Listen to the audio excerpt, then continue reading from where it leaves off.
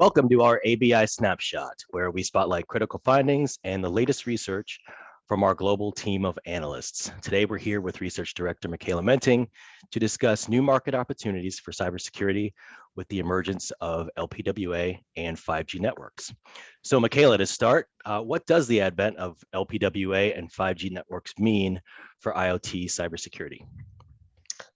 Yeah, sure. So essentially, we're talking about a significant expansion of the connected ecosystem. So first in the number of devices, which is growing exponentially. Second, in the variety of device types that are part of this ecosystem. And thirdly, in the type of network connectivity available. So various cellular generations, we've got IoT-focused ones, such as CAT-M and NB-IoT. We've got public and private variations, and so forth. What this means essentially is a large and diverse threat landscape with risks that are continuously revealing themselves. And for threat actors, obviously, this means many opportunities for subversion and misuse. But for the cybersecurity industry, it's essentially about advancing new tools and solutions to protect both the assets, so systems and devices, but also, of course, the users. Sure, and how are some of these security technologies being adapted to these cellular IoT networks? Yeah, so I mean, security in cellular networks is, you know, fairly different from what we call traditional IT security, but it can certainly be undertaken in a number of different ways. First and foremost, we're looking at securing communications, right? The use of specific security protocols that can provide encryption capabilities. So for example, for the purposes of authentication, confidentiality, integrity. And then, of course, we've got a range of IoT-specific protocols that have been devised for low power and constrained devices, right? And these can implement existing security technologies by using various compression techniques and lightweight protocols. So this means traditional solutions like PKI, for example, are increasingly available for IoT devices. And then beyond that, we've got what we also call traditional network security tools, such as firewalls. And these have been adapted to the cellular landscape, right? So for example, we've got signaling protection, which has been around for a number of years now, but also new solutions cropping up around protecting against distributed denial of service attacks. So these are increasingly prevalent today against IoT devices.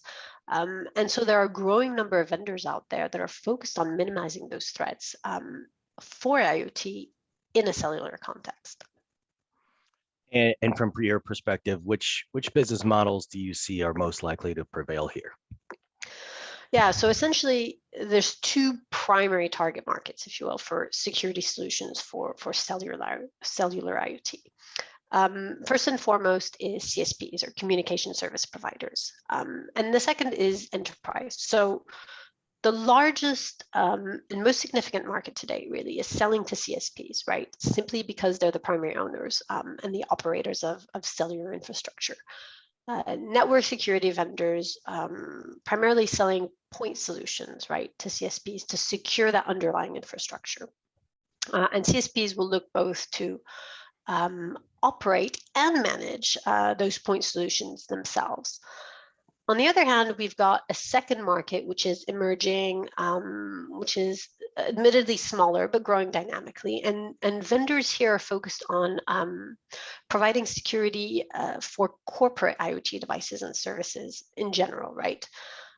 Selling to enterprises can be done in partnership with CSPs in a sell-through model, essentially, but progressively, and in particular with the advent of 5G, it'll be possible for vendors to sell directly to enterprises, right? Including in private network settings for low power wide area and 5G networks as well. And I think here, especially of interest to enterprises, are going to be solutions that can be managed by a third party, that are cloud-based perhaps, and that offer essentially a high level of customer support.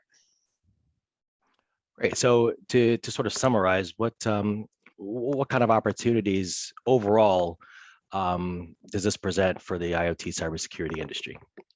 Mm-hmm.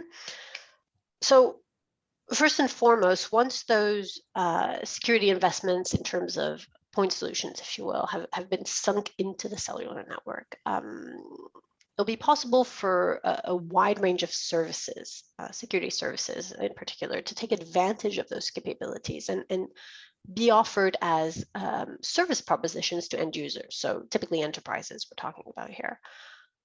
So we've got managed and cloud services and network security, which is going to be a really big opportunity because it aligns really well with enterprise demands for customization, for flexibility, for digital transformation strategies, the need to break down complexity of managing various IoT devices in different enterprise applications as well.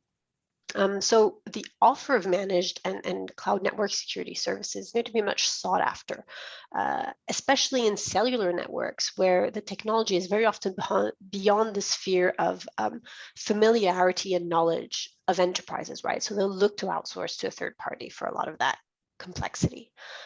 Certainly going forward, the service-based architecture of 5G, the possibility of network slicing is going to drive differentiation in the offer of network security services, and particularly for the IoT, which is very diverse. So this can really be profitably leveraged to serve various corporate needs in IoT with tailored offerings for a diverse set of security services. It could be vulnerability assessment, risk minimization, threat detection, incident response, but also things like, for example, key management, right? Encryption key management, identity, authentication, access management, right? So in short, we have a very lucrative security opportunity that is presenting itself in the telco IoT setting, and one which will see a lot of new stakeholders beyond the traditional cellular providers and players taking advantage of this. And we're going to see companies like, pure play cybersecurity providers, hyperscalers and cloud providers, and technology companies entering this game.